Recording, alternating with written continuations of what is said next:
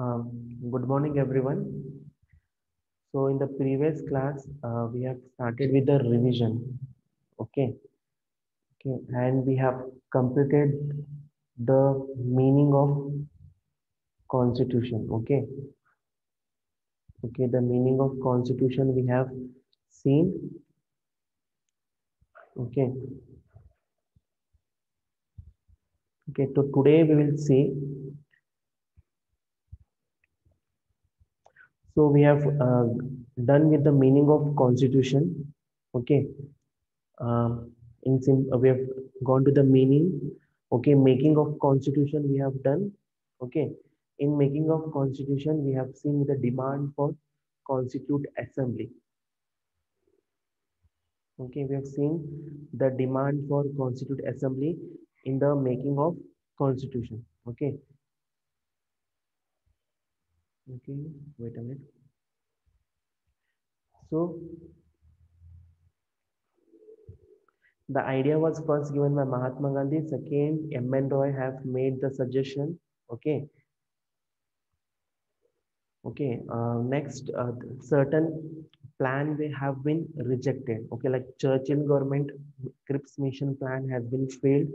Then the Constituent Assembly have done according to the Cabinet Mission Plan. Okay, according to the Cabinet Mission Plan, ಏನಾಗಿತ್ತು Constituent Assembly set ಆಗಿತ್ತು. ಮತ್ತು ಅವ್ರು ಏನಂದಿದ್ರು certain rules ಅಂದ್ರೆ it says seats 389 seats ಅಷ್ಟೇ ಮಾಡ್ಬೇಕಂದ್ರೆ ಕೊಟ್ಟಿತ್ತು. Okay, that we have seen. Okay, election ಹೆಂಗಾಗಿತ್ತು ಮತ್ತು ಯಾರು separate ಆಯ್ತು. Okay, that we have seen. Shaping of the Constitution we have seen. So today we will see objective resolution. Okay, objective resolution ಅಂದ್ರೆ ಇದು ಯಾರ the main aims and objective of this state of India found expression in the objective resolution moved by the Jawaharlal Nehru and approved by the Constituent Assembly on Jan 22, 1947. ಏನಾಗಿತ್ತು objective resolution pass ಮಾಡಿದ್ರು. Okay, ಯಾರು pass ಮಾಡಿದ್ರು ಅಂದ್ರೆ Jawaharlal Nehru pass ಮಾಡಿದ್ರು. Okay, pass ಮಾಡಿದ್ರು ಮತ್ತು ಇದು approve ಕೊಟ್ಟಿದ್ರು. ಯಾರು ಕೊಟ್ಟಿದ್ರು? ಕಾನ್ಸ್ಟಿಟ್ಯೂಟ್ ಅಸೆಂಬ್ಲಿ ಏನ್ ಮಾಡಿದ್ರು? ಅಪ್ರೂವ್ ಕೊಟ್ಟಿದ್ರು. ಆಫ್ಟರ್ ದಿಸ್ ಆಬ್ಜೆಕ್ಟಿವ್ ರೆಸಲ್ಯೂಷನ್ ಇದು ರಿಮೂವ್ ಮಾಡಿದ್ರು. ಏನ್ ತಗೊಂಡ್ರು? ಒಂದ್ ವರ್ಡ್ ತಗೊಂಡ್ ಬಂದ್ರು, ಪ್ರಿಯಾಂಬಲ್. ಆಬ್ಜೆಕ್ಟಿವ್ ರೆಸಲ್ಯೂಷನ್ ತೆಗೀದ್ ಏನ್ ಕೊಟ್ರು? ಪ್ರಿಯಾಂಬಲ್ ಕೊಟ್ರು. Okay, understood. ಆಬ್ಜೆಕ್ಟಿವ್ ರೆಸಲ್ಯೂಷನ್ ಯಾರು ಪಾಸ್ ಮಾಡಿದ್ರು? ಜವಾಹರ್ಲಾಲ್ ನೆಹರು ಪಾಸ್ ಮಾಡಿದ್ರು. ಅಪ್ರೂವ್ ಕೊಟ್ರು 22 Jan 1947 ಅಪ್ರೂವ್ ಕೊಟ್ರು. ಇದು ಆಬ್ಜೆಕ್ಟಿವ್ ರೆಸಲ್ಯೂಷನ್ ಅವ್ರು ಏನೇನು ಅಂದಿದ್ರು. ಓಕೆ, ಅಂದ್ರೆ ಏನೇನು ತಗೊಂಡ್ ಬಂದಿದ್ರು ಆಬ್ಜೆಕ್ಟಿವ್ ರೆಸಲ್ಯೂಷನ್ ಒಳಗೆ ಏನೇನು ಅಂದಿದ್ರು. ಜವಾಹರ್ಲಾಲ್ ನೆಹರು ಹೇಳಿದ್ರು India is an independent sovereign republic. Okay, ಅವ್ರೇನ್ ಹೇಳಿದ್ರು India will be an independent country. ಅಂದ್ರೆ ನಾವು ಏನಾರ ಪಾಲಿಸಿ ಮಾಡ್ತೀರಿ, ಬೇರೆ ಕಂಟ್ರಿ ಬಂದ್, ಬೇರೆ ಎಕ್ಸ್ಟರ್ನಲ್ ಪವರ್ ಬಂದ್ ನಮ್ ಇಂಡಿಯಾ ಒಳಗೆ ಅವ್ರು they cannot interfere in our that, ಅದು ಅಂತ ಹೇಳಿದ್ರು. Okay,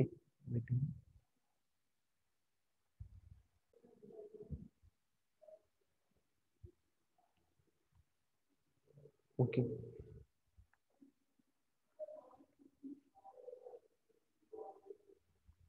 wait a minute.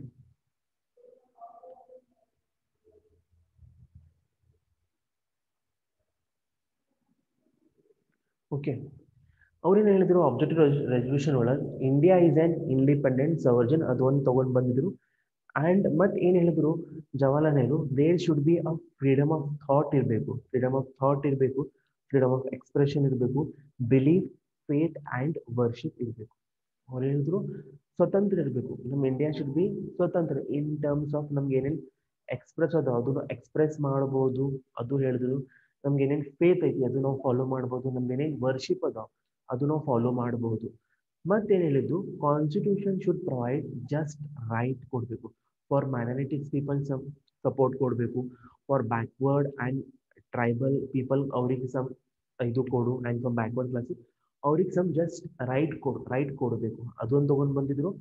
And ಮತ್ತೇನು ಹೇಳಿದ್ರು, constitution should secure for India due place in the community of the nation and to contribute promotion of world piece.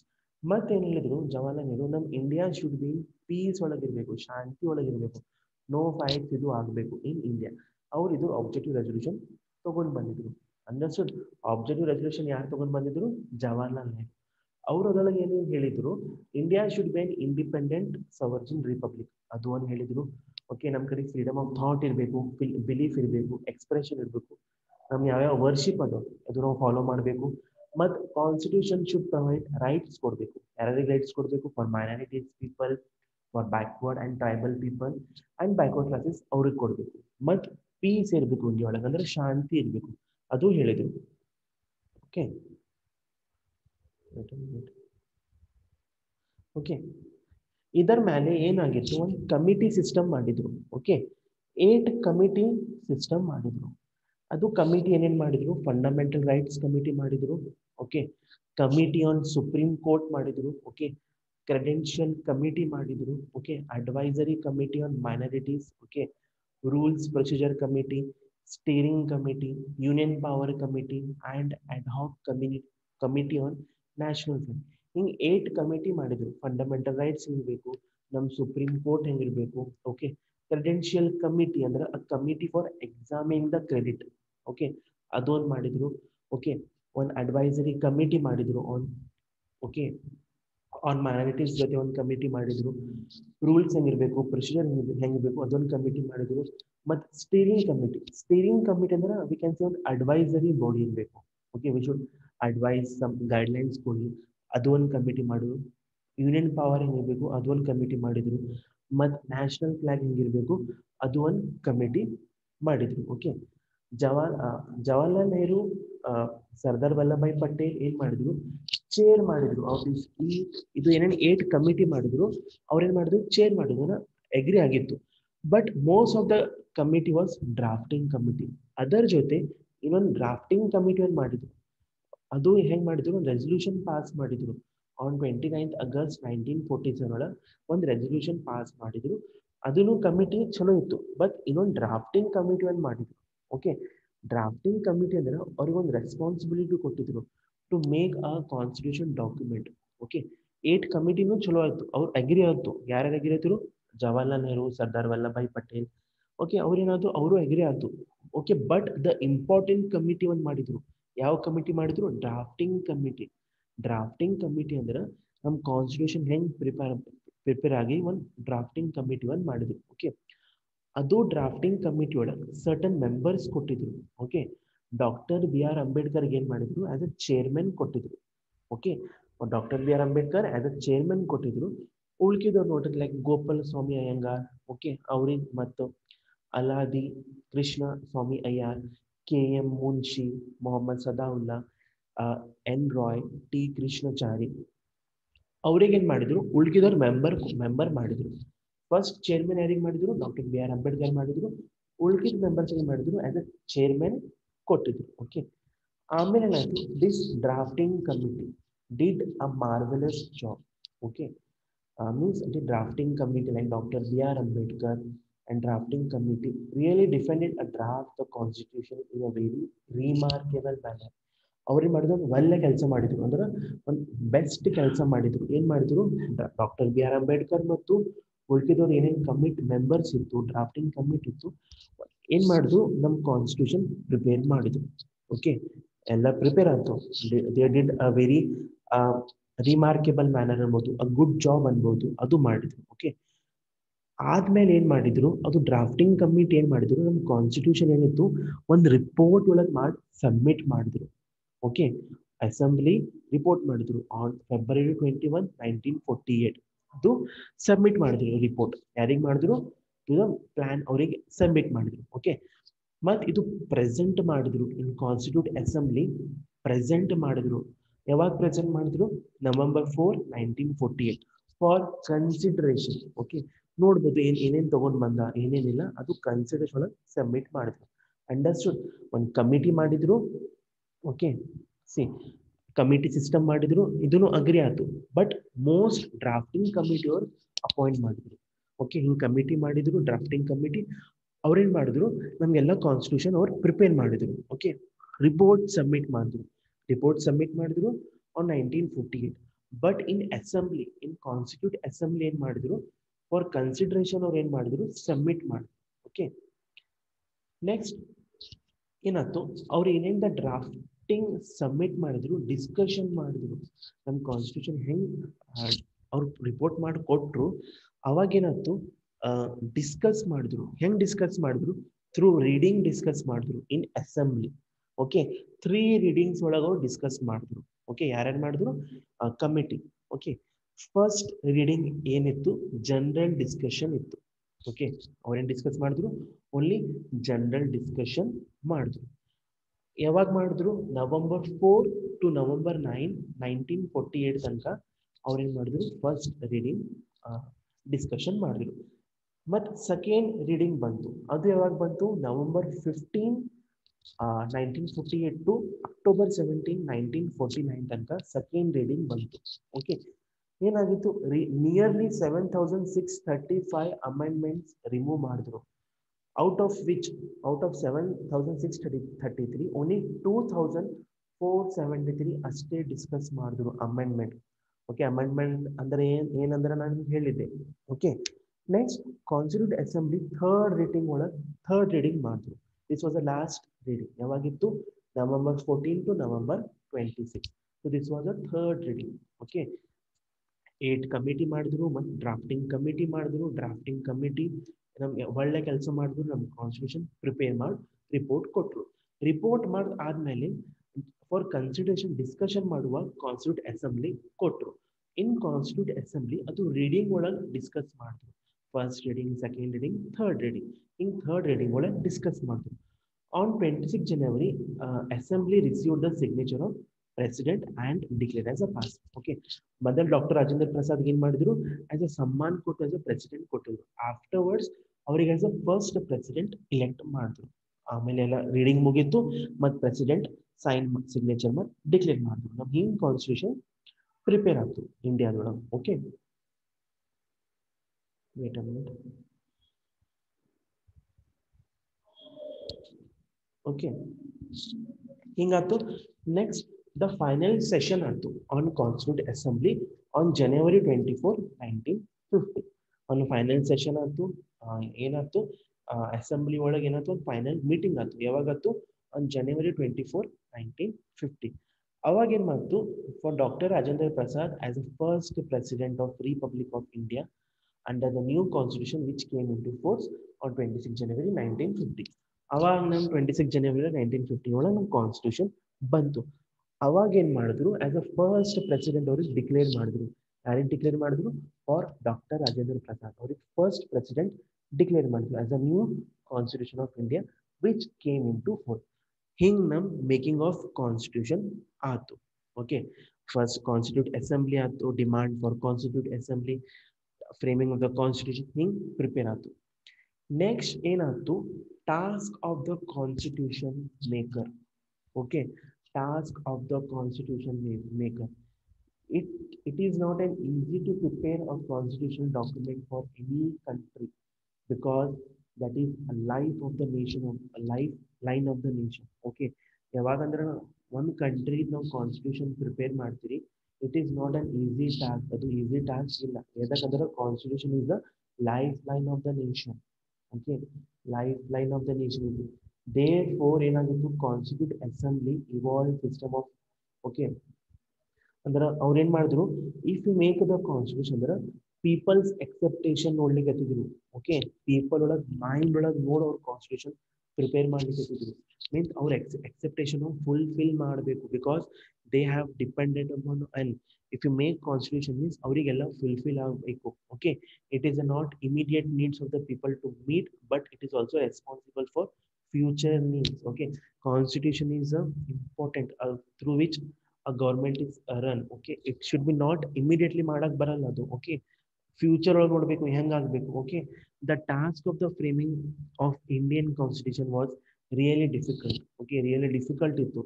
ಯಾಕಂದ್ರೆ ಎಲ್ಲರಿಗೂ ಕರೆದಿದ್ರು. Okay, for Indian states ಕರೆದಿದ್ರು, British states ಕರೆದಿದ್ರು. Okay, princely states ಬರ್ದಿದ್ರು, princely states ಬಿಟ್ಟು ಹೋದ್ರು. Okay, princely States ಏನಾಯ್ತು? ಅವ್ರ ಮೀಟಿಂಗ್ ಒಳಗೆ ಬಂದಿಲ್ಲ, ಮತ್ತು ಮುಸ್ಲಿಂ ಲೀಗೇಜ್ ಮೀಟಿಂಗ್ ಒಳಗೆ ಬೈಕಾಟ್ ಮಾಡೋ ಬೇರೆ ಸ್ಟೇಟ್ ಮಾಡ್ಕೊಂಡ್ರು. ಓಕೆ, ಅದು ಒಂದು ಅವ್ರಿಗೆ ಹ್ಯೂಜ್ ಡಿಫಿಕಲ್ಟ್ ಆಗ್ಲಿಕ್ಕತ್ತಿತ್ತು. Okay, there were scores of community different language, different custom, different traditionals, following different traditional and culture. So the task of the constitution maker there was achieve to unity and integrity of the country. ಯಾವಾಗ ಅದು ನಮ್ಮ constitution prepare ಆಗ್ಲಿಕ್ಕತ್ತಿತ್ತು, ನಮ್ಮ India ಒಳಗೆ ಏನಾಗ್ಲಿಕ್ಕತ್ತಿತ್ತು, different language ಇತ್ತು. Okay, different language ಅದಾವ. At present we have 22 language ಅದಾವ in India. Officially we have 22 language. Okay, 22 language ಅದಾವ. Okay, like Kannada, we talk Kannada, Gujarat, okay, Malayalam ಮಾಡ್ತೀರಿ. But our Indian official language is Hindi and English. Okay, ಅದು ಮತ್ತು different traditions follow ಮಾಡ್ತಾರೆ people, different cultures ಅದಾವ. So therefore ಅದು mind ಒಳಗೆ ತಗೊಂಡು ಏನು ಮಾಡಿದ್ರು, ಅವ್ರು ಏನು ಮಾಡಿದ್ರು, they should be unity and integrity of the country. By seeing this all different culture, ಅವ್ರು ಏನು ಮಾಡಿದ್ರು, will make a constitution wear should be unity ಇರಬೇಕು, ಏಕ್ತಾ ಇರಬೇಕು, ಇಂಟಿಗ್ರೇಟ್ ಇರಬೇಕು ಇನ್ ದ ಕಂಟ್ರಿ. ಹಂಗೆ ಮಾಡಿದ್ರು. ಓಕೆ, ಏನಾಗಿತ್ತು, in spite of creation of Pakistan, more than 10% of the population of the country's Muslim population left on the Indian side. Okay. ಯಾವಾಗ balance state create ಆಗಿತ್ತು ಪಾಕಿಸ್ತಾನ್, ಅವಾಗ ಏನಾಯ್ತು, more then 10% of the Muslim population India ಒಳಗೆ ಇತ್ತು. Okay, all Muslim peoples ನೋಡ್ಕೊಂಡಿದ್ದ Pakistan, even 10% ಇತ್ತು, still ಅವ್ರು India ಒಳಗೆ ಅವ್ರು ಇತ್ತು. ಓಕೆ, ದೇ ವೇರ್ ರಿಹೆಬಿಲಿಟೆಡ್, ಅವ್ರು ಇಂಡಿಯಾ ಒಳಗೆ ಬಂದಿತ್ತು, ರಿಹೆಬಿಲಿಟೆಡ್. ಅವ್ರಿಗೆ ಸ್ವಲ್ಪ ಎಜುಕೇಟ್ ಗ್ಯಾರಂಟಿ ಕೊಡಬೇಕು, ಅವ್ರಿಗೆ ಪ್ರೊಟೆಕ್ಷನ್ಸ್ ಕೊಡಬೇಕು, ಅವ್ರ protection to they religion and culture, ಅವ್ರದ್ದು ಪ್ರೊಟೆಕ್ಷನ್ ಕೊಡಬೇಕು. ಮತ್ತು ಹೆಂಗೆ ಮುಸ್ಲಿಮ್ಸ್ ಪ್ರಾಬ್ಲಮ್ ಇತ್ತು, equal problem with untouchable another minority groups, ಅವ್ರದ್ದು ಪ್ರಾಬ್ಲಮ್ ಇತ್ತು, ಅವ್ರಿಗೂ ಕನ್ಸಿಡರ್ ಮಾಡಬೇಕು. ಓಕೆ, ಇನ್ಸ್ಪೈಟ್ ಪಾಕಿಸ್ತಾನ್ ಕ್ರಿಯೇಟ್ ಆಗಿತ್ತು, ಮೋರ್ ದೆನ್ 10% ಮುಸ್ಲಿಮ್ ಇಂಡಿಯಾ ಒಳಗೆ ಸೆಟಲ್ ಆಗಿತ್ತು, ಅವ್ರು ಹೋಗಿಲ್ಲ. ಹಾಫ್ ಪೀಪಲ್ ಹೋದು, ಓನ್ಲಿ ರಿಮೈನಿಂಗ್ 10% ಇಂಡಿಯಾ ಒಳಗೆ ಇತ್ತು. ಅವ್ರಿಗೆ ಪ್ರೊಟೆಕ್ಷನ್ ಕೊಡಬೇಕು, ಅವ್ರ ರಿಲಿಜನ್ ಪ್ರೊಟೆಕ್ಷನ್ ಕೊಡಬೇಕು, ಕಲ್ಚರ್ ಪ್ರೊಟೆಕ್ಷನ್ ಕೊಡಬೇಕು. ಅದರ ಜೊತೆ ಹೆಂಗೆ ಮುಸ್ಲಿಮ್ಸ್ ಪ್ರಾಬ್ಲಮ್ ಇತ್ತು, same problem was with millions, 40 million. Okay, we can say 40 million. 1 million is equal to 10 lakh. Okay, 40 millions untouchability ಜೊತೆ ಪ್ರಾಬ್ಲಮ್ ಇತ್ತು, ಅಂಡ್ ಅದರ್ ಮೈನಾರಿಟಿ ಗ್ರೂಪ್ ಇತ್ತು, ಬ್ಯಾಕ್ವರ್ಡ್ ಪೀಪಲ್ ಇತ್ತು, ಅವರಿಗೂ ಪ್ರೊಟೆಕ್ಟ್ ಮಾಡಬೇಕಿತ್ತು. Okay, and there were battling problem of princely states. Okay, there were 562 in number. Princely states ಅವಾಗ ಎಷ್ಟಿತ್ತು, 562 princely states ಇತ್ತು. ಓಕೆ, ಮೌಂಟ್ ಬ್ಯಾಟನ್ ಪ್ಲಾನ್ ಅವ್ರೇನ್ ಮಾಡಿದ್ರು, ಡಿಕ್ಲೇರ್ ಮಾಡಿದ್ರು for their independence and even negotiation with the foreign power. Okay, ಅವ್ರೇನಿದ್ರು Mountbatten plan, they left, whether if you want to join India you can join, or if you want to make other country you can make. Out of 562, 562 Hyderabad, Junagadh, okay, and they were not ready to begin, or agree to come in India. 562 ಒಳಗೆ ಹೈದರಾಬಾದ್, ಜುನಾಗಢ್ ಅವ್ರು India ಒಳಗೆ ಬರ್ಲಿಕ್ಕೆ ready ಇದ್ದಿದ್ದಿಲ್ಲ. ಅವ್ರೇನ್ ಮಾಡಿದ್ರು, we will make our own country. Okay, ಈ ಜುನಾಗಢ್ ಒಳಗೆ ಏನು ಪ್ರಾಬ್ಲಮ್ ಇತ್ತು, ಅಲ್ಲಿ ಏನಿತ್ತು, ಒಂದು ಸ್ಟೇಟ್ ಇತ್ತು, ಸ್ಮಾಲ್ ಸ್ಟೇಟ್ ಇತ್ತು. ಅಲ್ಲಿಂದ ಹೆಡ್ ನಿಜಾಮ್. ಓಕೆ, ನವಾಜ್ ನಿಜಾಮ್ ಇತ್ತು. ಓಕೆ, ಅವ ಏನಿತ್ತ, ಮುಸ್ಲಿಂ ಇತ್ತ, ಬಟ್ ಅಲ್ಲಿನ ಪಾಪ್ಯುಲೇಷನ್ ಏನಿತ್ತು, ಹಿಂದೂಸ್ ಇತ್ತು.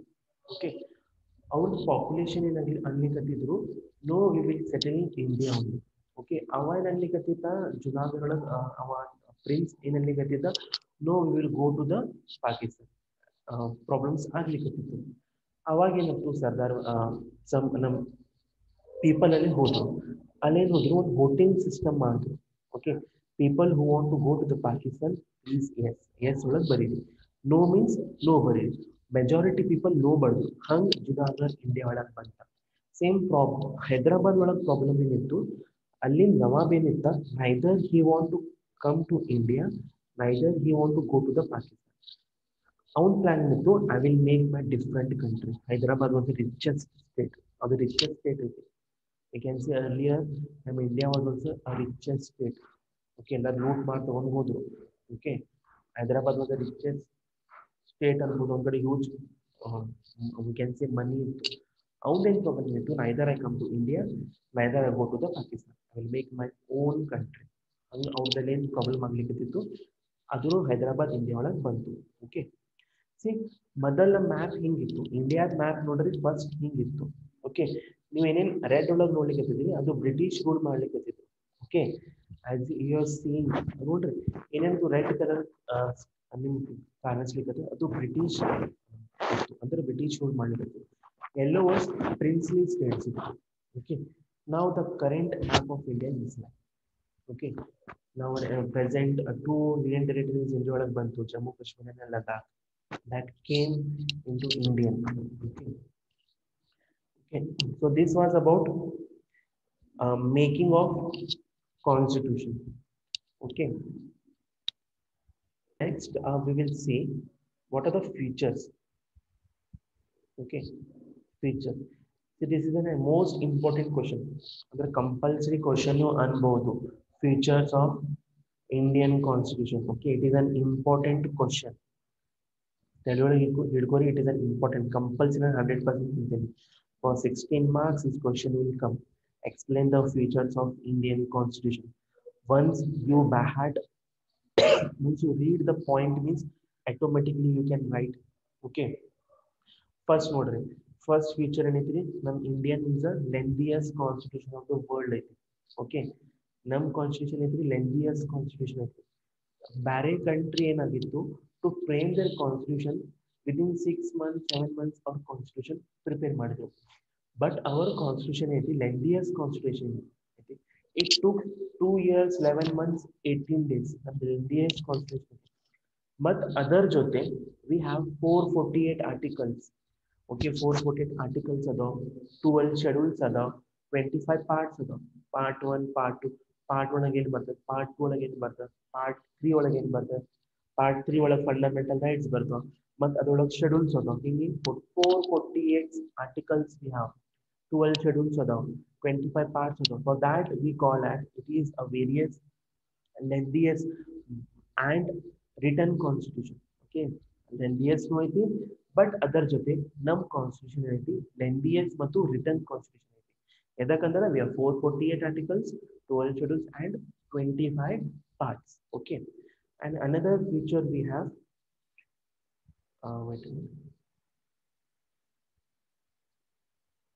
okay another feature we have a unique blend of rigidity and flexibility okay num constitution ಐತಿ num Indian constitution is combination of rigid and flexible see rigid ಅಂದ್ರೆ ನಮ್ಮ ಏನೇನ್ ಕಾನ್ಸ್ಟಿಟ್ಯೂಷನ್ ಬರ್ದಿದ್ದೀನೋ ಅದು ಫಿಕ್ಸ್ ಅದ ಚೇಂಜ್ ಮಾಡಕ್ ಬರಲ್ಲ ಫ್ಲೆಕ್ಸಿಬಿಲಿಟಿ ಅಂದ್ರೆ ನಮ್ಮ ಕಾನ್ಸ್ಟಿಟ್ಯೂಷನ್ ಏನೇನ್ ಬರ್ತಾವ ಅದು ಚೇಂಜ್ ಮಾಡಕ್ ಬರ್ತದೆ ಓಕೆ ಬೇರೆ US constitution is rigid constitution ಅವ್ರು ಏನೇನ್ ಬರ್ದಾರ ಅದು ಚೇಂಜ್ ಮಾಡಕ್ ಬರಲ್ಲ but in Indian constitution our constitution is rigid okay fix ಅದಾವ like ನಮ್ ಏನ್ ಕಾನ್ಸ್ಟಿಟ್ಯೂಷನ್ ಬರ್ದಾವ ಅದು ಚೇಂಜ್ ಮಾಡಕ್ ಬರಲ್ಲ ಲೈಕ್ ಕ್ಲಾಸ್ ಅದಾವ ಸಬ್ ಕ್ಲಾಸ್ ಅದಾವ ಅದು ಚೇಂಜ್ ಮಾಡಕ್ ಬರಲ್ಲ ಫ್ಲೆಕ್ಸಿಬಲ್ ಎಕ್ಸಾಂಪಲ್ ಅಂದ್ರೆ changing the name of the States boundaries ಅದು ಚೇಂಜ್ ಮಾಡಕ್ ಬರ್ತದೆ okay understood first is written constitution second is unique blend ಅಂದ್ರೆ ಕಾಂಬಿನೇಷನ್ ಐತಿ ಎರಡು ಐತಿ we can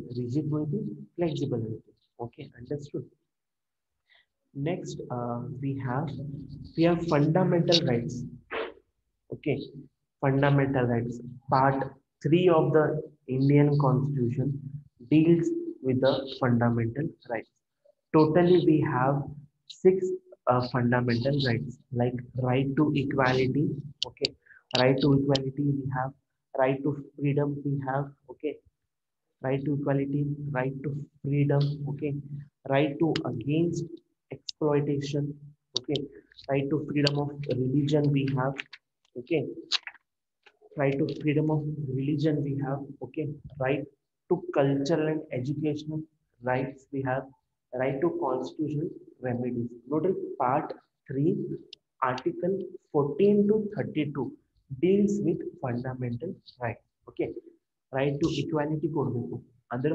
all the citizens ಏನಾದರೂ equal treat ಮಾಡಬೇಕು ಅವ್ರಿಗೆ equal protections ಕೊಡಬೇಕು okay right to equality ಅಂದ್ರೆ ಏನ್ ಮಾಡಬೇಕು equal in all the state in every state all are equal right to equality ಅಂದ್ರೆ all the state and union territories ಒಳಗೆ all are equal ಕೊಡಬೇಕು ಮತ್ತು equal protections ಕೊಡಬೇಕು okay and law should be applied same ಏನೇನು ಲಾ ಇರ್ತಾವ ಅವರಿಗೆಲ್ಲ equally apply ನಾವು ಮಾಡಬೇಕು ಓಕೆ ಮತ್ ಡಿಸ್ಕ್ರಿಮಿನೇಷನ್ ಮಾಡಬಾರ್ದು.